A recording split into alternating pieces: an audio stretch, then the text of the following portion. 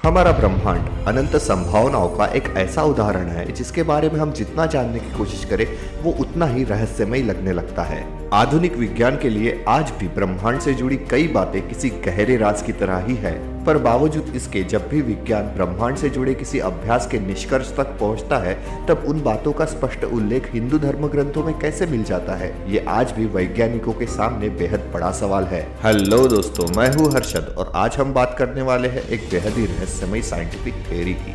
पर उससे पहले मैं आपको बता दूं कि हमने इससे पहले भी हमारे चैनल पे पुराणों से जुड़े विज्ञान इस विषय पर एक वीडियो अपलोड किया था, जिसमें हमने ये जाना था कि कैसे हमारे हिंदू पुराणों में रंजक कहानियों के माध्यम से मल्टीवर्स थ्योरी को समझाया गया है।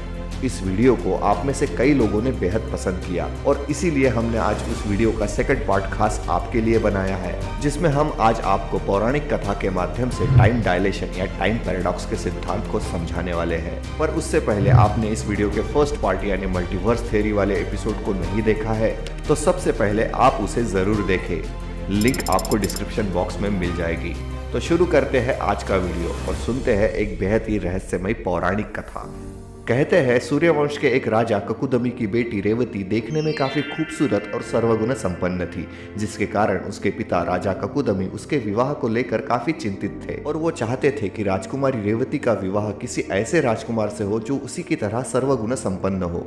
इसी कारण राजा ककुदमी ने सुयोग्य राजकुमारों की एक सूची बनाई और उन्होंने इस विषय पर विचार परामर्श करने के लिए भगवान ब्रह्मा के पास जाना योग्य समझा। अपनी बेटी राजकुमारी रेवती को लेकर वो एक रथ में बैठकर ब्रह्मलोक की ओर आगे बढ़े। रास्ते में उन्होंने ब्रह्मांड के कई आयामों को पार किया। जब वो ब्रह्मलोक पहुंचे तब ब्रह्मदेव गंधर्वों का गीत गायन सुन रहे थे। ये देख राजा ककुदमी कुछ पल के लिए वहीं ठहर गए और जैसे ही गंधर्वों का गीत गायन समाप्त हुआ, राजा ब्रह्मदेव से वार्तालाप करने के लिए आगे बढ़े। उन्होंने सुयोग्य राजकुमारों की वो सूची भगवान ब्रह्मा को दिखाई। वो सूची पढ़कर भगवान ब्रह्मा मुस्कुराए और उन्होंने राजा ककुदमी और उनकी बेटी राजकुमारी रेवती को मुस्कुराते हुए कहा, वत्स ककुदमी, क्या तुम नहीं जानते कि तुम इस वक्त ब्रह्मलोक में हो? यहाँ तुम ब्रह्मांड के कई आयामों को पार कर आए हो। तुम ये जान लो कि धरती लोक के समय में और यहाँ ब्रह्मलोक के समय में बेहद अधिक अंतर है। जितनी देर तुम गंधर्वों का गीत गायन सुन रहे थे वो समय यहाँ ब्रह्मलोक में पल भर का था, पर उतनी ही देर में धरती पर 27 चतुर्युग बीत गए। इसीलिए तुमने जिन सुयोग्य राजकुमारियों की सूची मुझे दी है वो तो धरती पर अब तक जीवित ही नहीं होंगे। उनकी लाखों पीढ़ियां अब तक खत्म हो चुकी होगी। यहाँ तक कि तुम्हारी भी लाखों पीढ़ियां अब तक स्वर्गलोक पहुंच चुकी होगी। भगवान ब्रह्मदेव की बातें सुनकर राजा ककुदमी और उनकी बेटी बेहद आश्चर्यचकित हुए। तब ब्रह्मदेव ने उन्हें बताया कि धरती पर अब द्वापर युग शुरू हो चुका है और बलराम ही रेवती के सुयोग्य पति बन सकते हैं। ये बताते हुए उन्हें तुरंत धरती लोक भेज दिया। जब राजा ककुदमी अपनी बेटी रेवती के साथ धरती लोक वापस आए तब उन्होंने देखा कि धरती पर उनके जाने के बाद उस पल तक लगभग 27 चतुर्युग यानी कुल 11,66,40,000 साल बीत चुके थे और धरतीवासी काफी बदल चुके थे।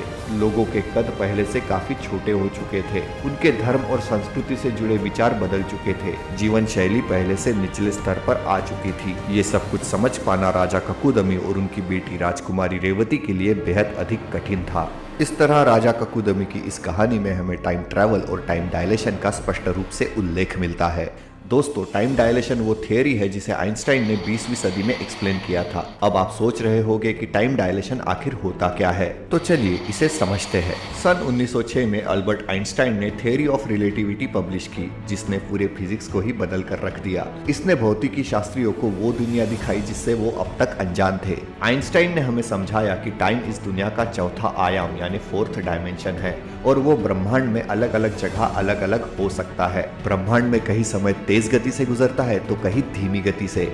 इसीलिए एक जगह के समय की गति दूसरी जगह के समय की गति के आधार पर ही नापी जा सकती है। अगर कोई यान लाइट के गति से भी अधिक गति से आगे बढ़ रहा हो तो उस यान में बैठे यात्रियों के लिए समय धरतीवासियों के मुकाबले तेज गति से आगे बढ़ेगा। इसीलिए धरती के लाखों करोड़ों साल भी उनके लिए पलक झपकने के समय के बराबर होंगे। ये सारी बातें बेहद आश्चर्यजनक है, पर विज्ञान की माने तो ये सब कुछ संभव है। इसी को हम टाइम पैराडॉक्स या टाइम डायलेशन कहते हैं। इस टाइम डायलेशन को हिंदू पुराणों में बार बार वर्णित किया गया है। ऋषि कंडू की कहानी इसी का और एक उदाहरण है। कहते हैं गोमती नदी के तट पर ऋषि कंडू एक बेहद ही कठोर तपस्या कर रहे थे। ये देखकर देवराज इंद्र भी परेशान हो चुके थे।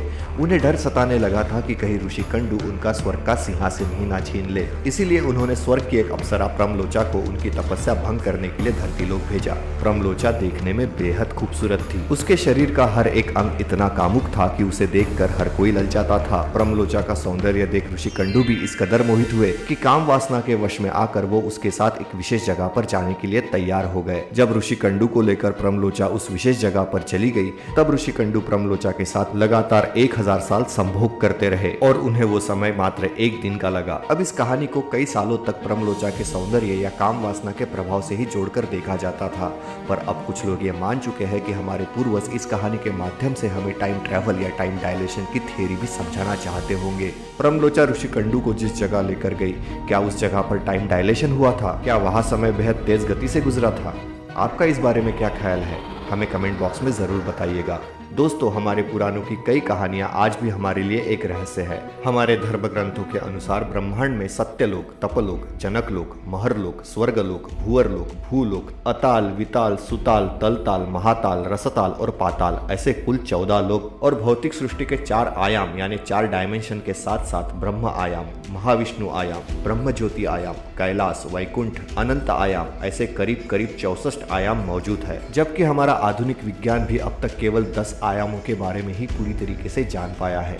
जहां एक तरफ दुनिया भर के कल्चर्स में पृथ्वी पर ह्यूमन सिविलाइजेशन के कल्चर को कुछ हजार साल पहले का माना जाता है, वही आधुनिक विज्ञान के अनुसार ये टाइमलाइन कुछ अरब सालों पहले की है। पर वेदों के अनुसार ये अरबों नहीं बल्कि खरबों सालों का इतिहास है। अप्रोक्सीमेटली इसका डिजिट 3110.4 खरब साल माना गया है। क्या अब हमें ये मान लेना चाहिए कि आज भी हम ब्रह्मांड के जिन रहस्यों से अनजान हैं, हमारे पूर्वज उसे पहले ही जान चुके थे? कमेंट बॉक्स में हमें आपकी राय जरूर बताएं और इस वीडियो को आपके दोस्तों के साथ भी शेयर करें। देखते रहिए स्ट्रीमिंग स्टोरीज।